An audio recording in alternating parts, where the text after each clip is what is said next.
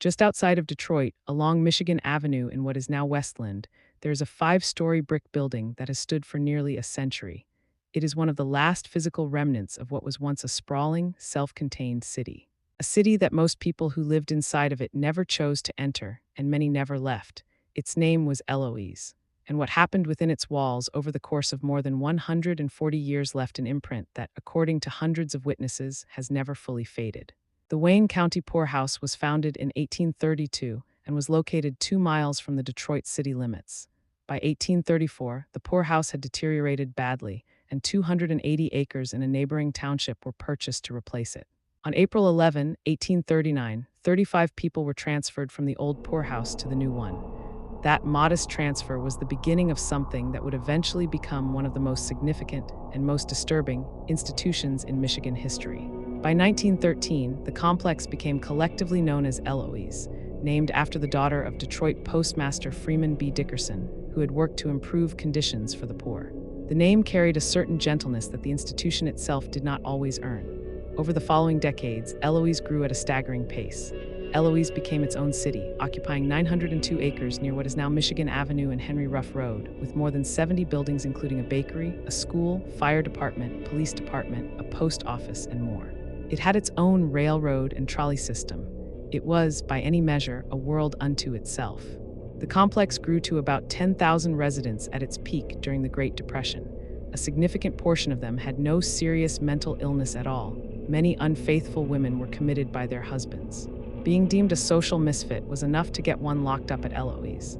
Even masturbation was seen as a deviancy worthy of confinement. People with no true disease would be locked up with those who were in dire need of treatment.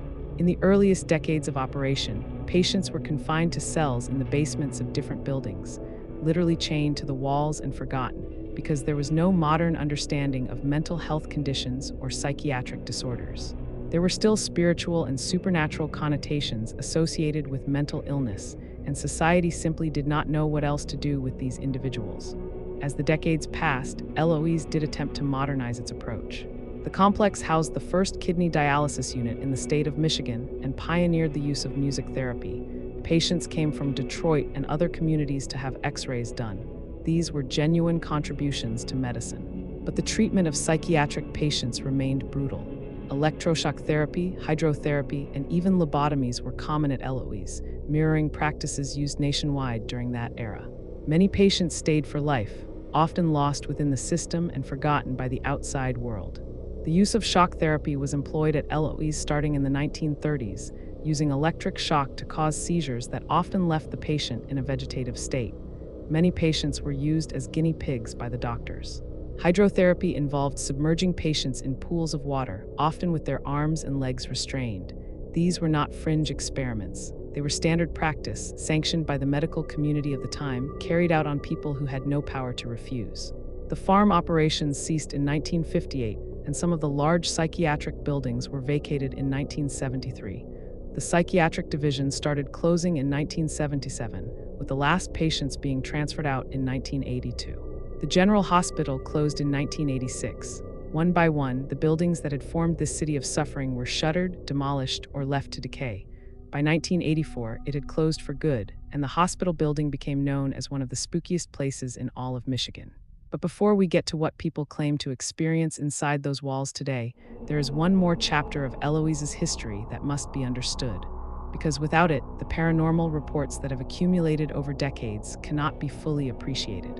A long-forgotten cemetery was uncovered in 2015. The graves had been covered over and forgot over time, though some in the community were aware that a cemetery was located somewhere near Eloise. But many people who drove by a grass and weed-covered field on Henry Ruff Road had no idea that approximately 7,000 people were buried there.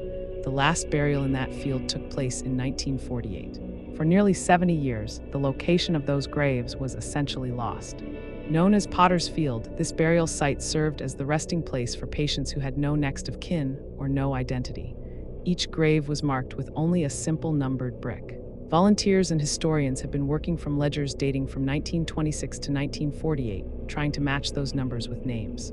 due to the crude nature of the burials, with bodies stacked almost one on top of the next, and the large number of unidentified individuals. It is estimated that less than 1% of those buried have ever been successfully identified.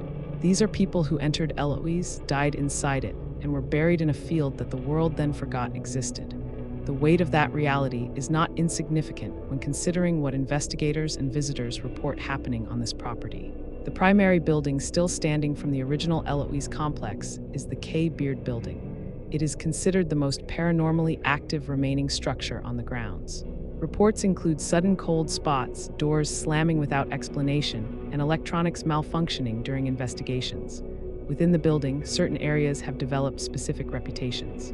The basement, which contains old maintenance tunnels and storage rooms, is believed by investigators to have been used to transport bodies discreetly. EVP sessions conducted down there have yielded unexplained voices and sounds. The fifth floor is known for aggression. Visitors have reported being scratched, pushed, or overwhelmed with sudden anxiety and fear. Female investigators in particular have claimed to feel targeted by unseen forces. The area associated with the former morgue continues to generate intense EMF readings and dramatic temperature drops. Staff at Eloise who have conducted paranormal investigations on the property over extended periods have reported seeing shadow figures in doorways, having investigation equipment physically moved and manipulated, being touched, being grabbed, and having things whispered directly into their ears. One of the most commonly reported apparitions is that of a woman who first appears as white vapor before taking on a more defined human shape. Those who have encountered this figure report that she speaks, repeating what sounds like a plea for help. Some investigators believe she is a residual spirit, meaning her suffering and her cries are not an active, conscious haunting, but rather an impression burned into the building itself, something the structure continues to replay. Another recurring figure reported at Eloise is described as a doctor, said to move through the corridors of the facility. Some have reported seeing a figure that appears to be dripping with water, possibly connected to the hydrotherapy practices that were carried out in the building. Others have reported seeing a figure in a smock stained with what appears to be blood. Whether these are psychological projections shaped by knowledge of Eloise's history or something genuinely unexplained, investigators return to report them consistently. Actors who work inside the building during Halloween events have reported unexplained scratches appearing on their skin. Bite marks have shown up on staff members with no clear cause. Animatronics have activated in areas of the building that were completely unoccupied, triggered by motion sensors with nobody present to trigger them. When the current owner, John Hambrick, first examined the property before purchasing it in 2018, he walked in to find fire alarms blaring. Upon inspecting the top 3 floors that had been essentially sealed off since 1984, he found a light flickering at the end of a hallway with no explanation for why it was still functioning or what had caused it to activate. Eloise has been featured in paranormal television productions including Ghost Adventures, Destination Fear, and Expedition X. During these investigations, teams reported capturing audio they described as a woman's voice whispering the words, "Help me," as well as what investigators characterized as intelligent responses during communication sessions. 2 of the most frequently discussed presences at Eloise are also 2 of its most distinctly different ones. The entity staff members refer to as the creeper was first encountered in the basement. One of the Eloise staff described her encounter with it as feeling like a 20-minute episode, though in real time it likely lasted no more than 30 seconds. She also described a feeling of being stalked, with the sense that the creeper had been following her and others through the lower levels of the building on multiple separate occasions. Unlike the shadow figures reported in the upper floors or the residual apparitions tied to specific rooms, the creeper is described by those who have experienced it as something that moves with apparent awareness of the people around it.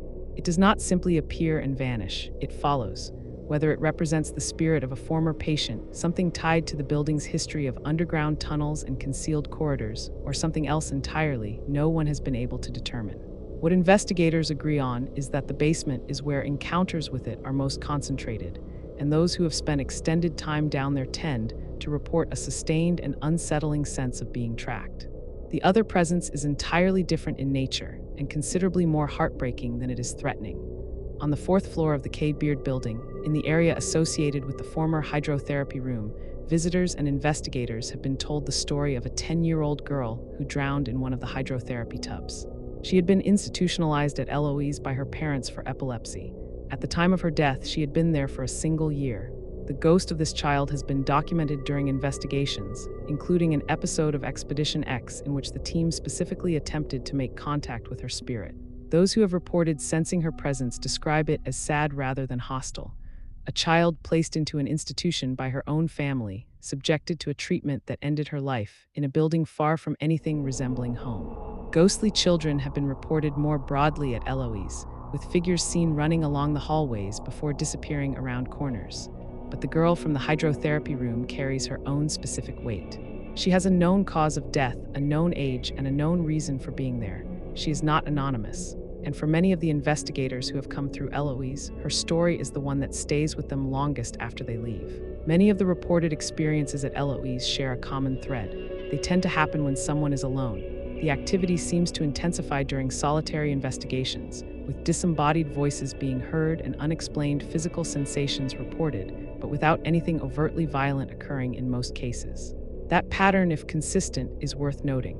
It suggests to those who believe in this kind of thing that whatever remains at Eloise may not be indiscriminately hostile, but rather something trying to be acknowledged by anyone willing to listen. Volunteers have worked in recent years to uncover and document the grave markers in Potter's Field, with over 400 markers located and efforts ongoing to connect names to the numbered bricks. It is slow work. For most of the 7,000 people buried in that field, a name may never be recovered. They entered the system, they died in it, and they were placed into the ground without ceremony or record that anyone has been able to fully reconstruct. That is the reality of Eloise, not just the ghost stories, but the documented history underneath them. A poorhouse that became an asylum that became a city that held tens of thousands of people across its lifetime, that pioneered legitimate medical advances while simultaneously carrying out procedures on psychiatric patients that would be considered torture by modern standards. A place where over 7,000 people were buried in a field that the world spent decades driving past without knowing what lay beneath the surface. Whether or not something genuinely paranormal exists at Eloise is a question that has divided investigators, historians, and locals for years. Some who have spent extended time on the grounds report never experiencing anything unusual. Others describe encounters they cannot explain. The one thing that holds true is that Eloise is cemented into the history of the Detroit area and continues to hold different meanings for different people. What is not debatable is what the building represents. The K. Beard Building still stands on Michigan Avenue in Westland. The Potter's Field Cemetery is still there, half a block east on Henry Ruff Road, marked by small numbered bricks in an overgrown field with no signage beyond notices that read "No trespassing." The ledgers that recorded the deaths of those patients from 1926 to 1948 still exist. The history is documented. The names are mostly lost. If the reports of shadow figures in doorways, of a woman's voice asking for help, of unexplained sounds on sealed floors are to be believed, then Eloise is not finished with the people it held. And if they are not to be believed, the history alone is haunting enough. Subscribe to Paranormal Depths for the strangest and most compelling cases from around the world.